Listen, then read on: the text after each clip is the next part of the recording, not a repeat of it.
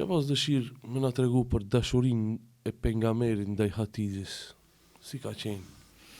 Veç Hatixhes pejgamberit apo edhe dashurinë e Hatixhes ndaj pejgamberit? Po, ndjanshëm, po. Shiko, është interesant se historia në mes Hatixhes edhe pejgamberit alayhis salam nuk fillon me pejgamberin, fillon me Hatixhen. Sepse Hatixhja e ka pëlqyer të dërguarin e Zotit. E ka pëlqyer pejgamberin alayhis salam, por që në atë kohë nuk ka qenë i dërguar, nuk ka qenë pejgamber. Ka qenë i thjeshtë. Ka qenë një njeri i thjeshtë, mirë po i ka pëlqyer. Është interesant që shërben si një model për të ri dhe të rejet në fazën e njoftimit. Hatixhja ka pas një shërbetore dhe dihet domethënë se ajo ka qenë një tregtare dhe në aspektin ekonomik ka qëndruar shumë mirë Hatixhja. Milionere. Një zonjë e rëndë, e kupton? Një zonjë me emër. Dhe Hatixhja, pavarësisht se në atë kohë Islami dhe rregullat islame nuk kanë qenë prezente, por ama ndershmëria e saj, karakteri i saj, sjellja e saj ka folë shumë për të. E provokon të dërguarin e Zotit. Por si e provokon? Themi në thojës dhe e provokon të atmosferët komplet kështu. Si e provokon? Jo, hajtë të shkruaj unë të shëfa të më shkruaj ai. A kupton? Hajtë unë të shkruaj me një adrese false, dhe me thënë një adres fake. Hajtë unë të thiri me një numër tjetër. Hajtë unë të i paraqitem në një... Këto janë... Ska muslimoni ko për kështu gjëra. Për bisedat tilla, do të thonë janë shumë të ulta. Ka thonë shko dhe bëje një tregti të caktuar me këtë person. Shërptorës. Më intereson mënyra e sjelljes edhe edukatës atij. Kaq. Dhe shkon dhe normal i dërguari i Allahut sillet ashtu siç është origjinal. Siç është origjinal i dërguari i Zotit, sepse ai para se të vinte si pejgamber para Mekasve, i dërguari i Allahut u njoft me cilësinë në mesin e Mekasve besnik. Këtë nuk e fitoi brenda natës ai. Edhe besnikërin e teston tash Hatixhja.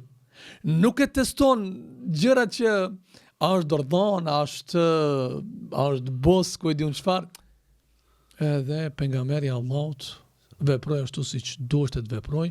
Lajmi i shkoi Hatixhes dhe atëherë Hatixhja mori hapin tjetër, domethënë, të mësytnis, shkuslëkut dhe e propozoi edhe pejgamberi i Allahut për gruat të parë të tij Hatixhen. E tash.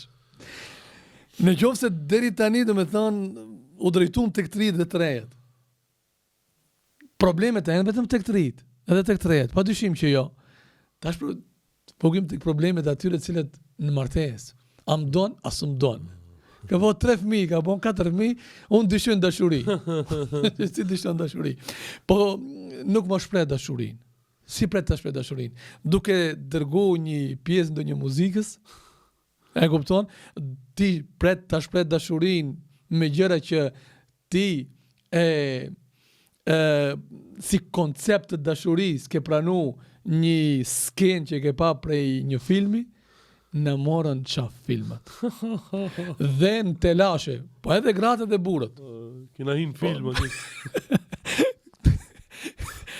Telashe për shkakun se e ka pa dikuna, e ngrati ka halë tjera, ka brenga tjera, ka.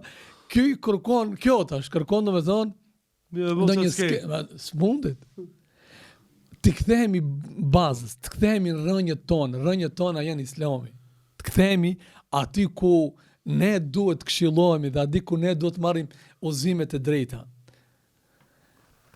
Kur e shpreh pejgamberi alayhi salatu wassalam kur foli, shiko, ka thënë Aisha radiallahu anha, ka thënë nuk kom xhelozu dikë tjetër më shumë se sa që e kam xhelozu Hatixhen.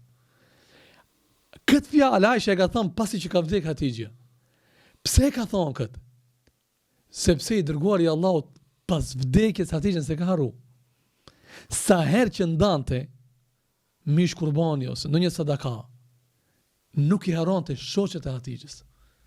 Historia Islami është mbushur me raste ku i dërguari i Allahut kalon edhe prej Parisë me kazve. Edhe ka shku, ka nda pak koha me një prej shoqeve të Hatixhes për të përkujtu jetën kur ka qenë gjallë Hatixha dhe është disponu. Pse disponohet? Pse ka dasht. Mirë po, kur ka tregu për dashurinë e Hatixhes, çka ka thonë? Ajo ishte në gjendje të vdesë për mu. Ajo tha i dërguari i Allahut e para që më besoj. Kjo dashuri, suno. Kjo është dashuri.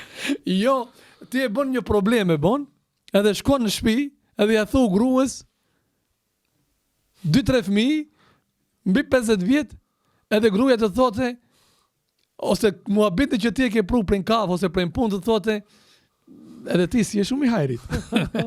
edhe ti nuk të besohet shumë. Çfarë dashurie ka këtu? Në qoftë se gruaja nuk i beson burrit. Ku flasësh për dashuri këtu? Suno. Vjen i dërguari i Allahut. Po ku ka kështu dashur ku mund të flasësh ti për këtë? Vjen i dërguari i Allahut. Nga shpella Hira. Jo me lift, jo me vetur, jo me kombi, jo. Ata që kanë shku, e keni pa. Ta është kesh, larkë si ma. Thanë ti, i hangrom i pi me gjithat mirat, po në kom me shku. S'ta merë mendja. Deri ati shkon, atë pjesën e kodës mos e në gjitë. S'ki durim me në gjitë.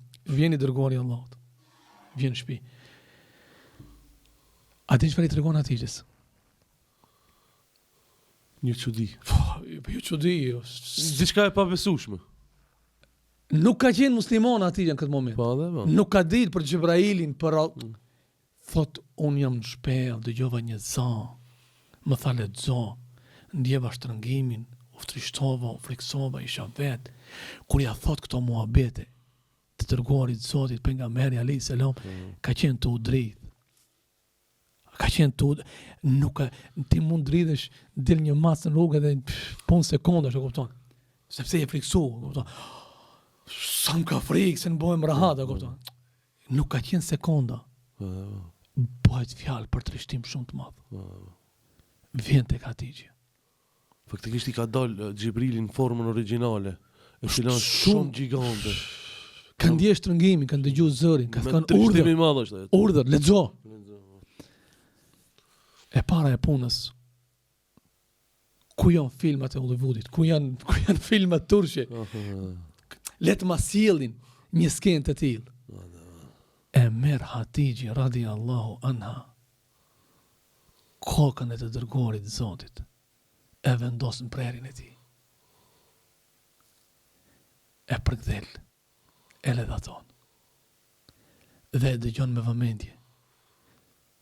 Momentet më të rënda për ti te kalu në jetë njerëzve tonë. Njerëz, do të keni qartë këtë gjë. Janë pikrisht momentet kur njeriu vjen me një ngjarje gjigante. Duhet ta dëgjojsh. E njerëzit kanë nevojë për ta dëgjuar dikush. Baba problemet e veta, nona problemet e veta, shoqënia tradhton, shoku, njerëzit ndjehen të varfër. Munges në kohën ku xhamiat mbushen thisen e gjin një person me të dëgju një hall. Dashuria, libra, filma, muzika, kënga, monolog. Një njeri me magjeni, një njeri du t'i foli. Unë zi nga mbrenda, unë kam shqetësim, unë kam bë gabim, unë kam rënë provokim, unë du një njeri me më dëgju. Hatixha këtë e bani. Nëse ka një fjalë mbi dashurinë, ja kisha vu emrin kësaj. Sa më dashuria është e vogël përballë këtij saj. Nuk e ndërpreu pejgamberin alayhis salam. Nuk i tha, a dhe ç'kjo na u disht. Ka ardh hallin të ta qaje. Nuk ka nevojë t'ja egzagerosh problemin. Ka ardh të kaje dert. Nuk ka ardh t'i kallëzosh ti ç'tash ders, au ç'i ke bën. Çfarë kam bën? E kam besu një djali dhe më ka tratu. Çfarë kam bën? I kam besu një femër dhe më ka marrë, më ka shtuar në borxh, i besova, çfarë kam bën? Po jo, tash ti, po kam gabu. Tash ti, a do më tregu? Unë e di se kam gabu. Prandaj ku marrë të këti, jo ti më tregu tash me ma vërtetu mu gabimin. E dëgjoj sonë, e dëgjoj. Çfarë i tha? Tha Muhammed, jam të randa, normal. Këto që i thu. Nuk kam as një dyshim në krejt që i përmendish. Të besoj. Veç një gjambo të tha. Veç një sen të tha. Ndoshta diçka s'm ke tregu, ala ma shumë. Po krejt këto që i dëgjova ishin të mëdhaja. A unë një gjë mund të them. Gjë e keq që ti nuk ndodhen. Këtë them. Vllau jem. Kur ta thot gruaja, bashkëudhëtari i jetës, këtë fjalë, nuk ta merr me panik. Ti gjë e keq që nuk ndodh. Atëherë ndali dërguari i Allahut. Më qetësu. Këtë nuk e boni Aisha. Këtë nuk e bonën, këtë e boni Hatixha.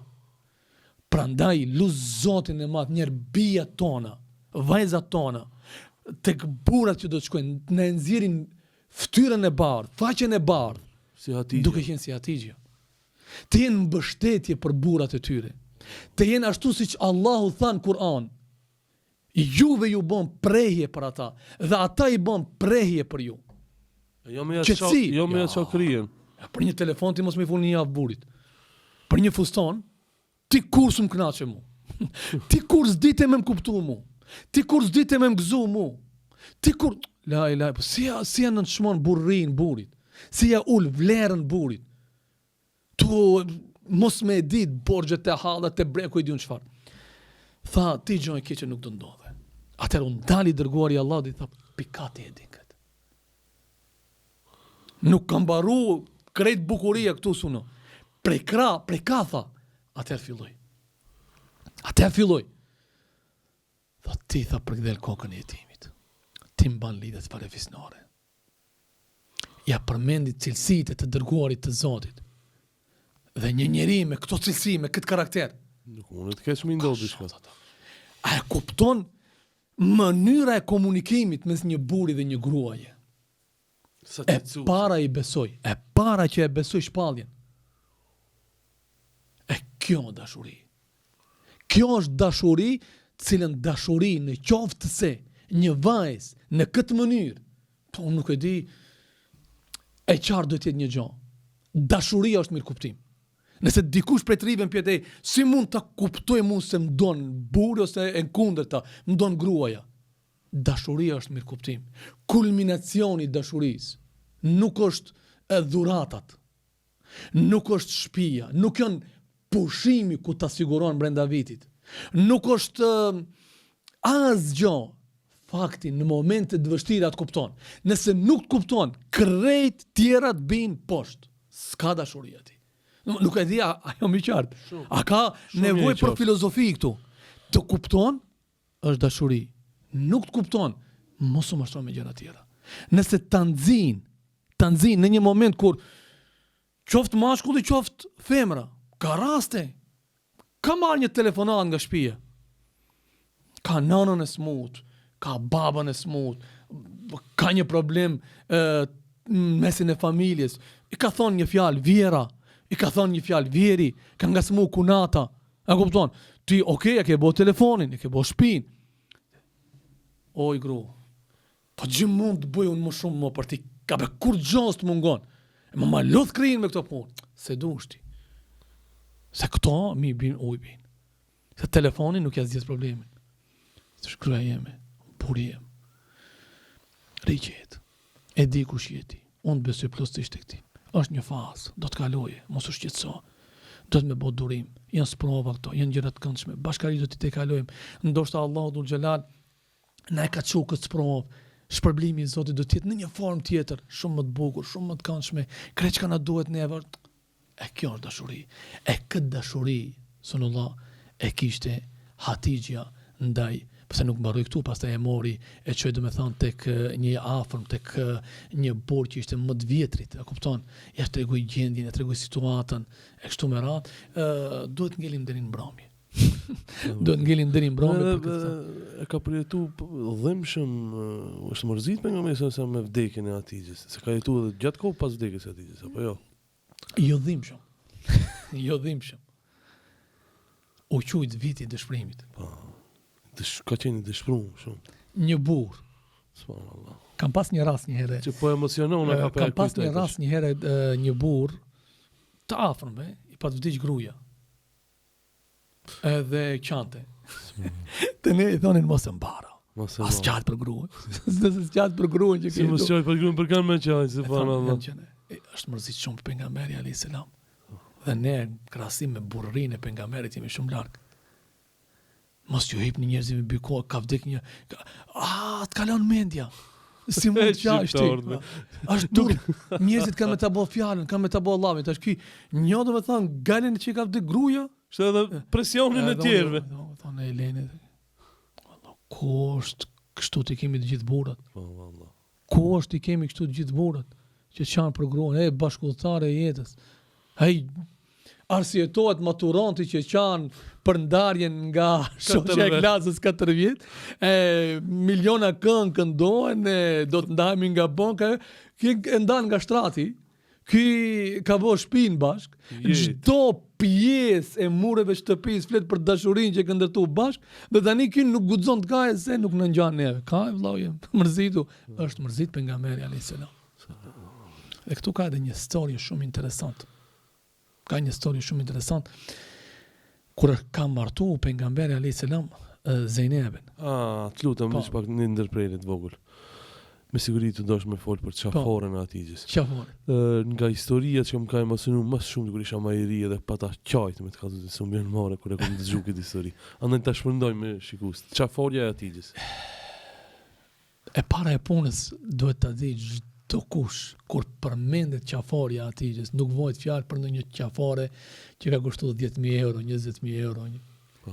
Ka qenë diçka shumë e thjeshtë.